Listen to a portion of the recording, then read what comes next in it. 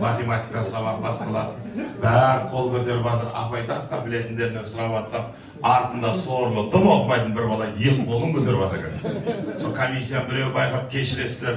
Ана апайдан ұстаз кешіресіз. Мына баладан қатты дайындалған бір сұраңызшы деп. Математика не оңай? Ең оңай көбейтугесіздер. Апайдың іші қылп ете қапты да жайлап тұрып, тұр орныңда тұрғызып, жердегі жетім қанша десе, бала атып тұрып, 50 апай депті. Сосын, әй, кешіресіздер комиссия мына баланы сәл әзілдейтін бар еді, жаның шығарама әзілдемей, шындай қанша болады? 50 апай деп. Сосын жаман оқитын баламен жақсы оқитын қызды отырғызады, анадан көшіп жазды. Жақсы оқитын қыз жаңа ашпай 49 деп айтсай, қайтпайды дейді. Анау күніге қасты отқасы жаныр.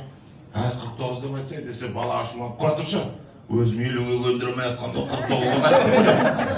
Деген соғысап, кафеге асығып атқанда жарты сағат сөйлеген ұстазына 1000 рахмет. Я вам хочу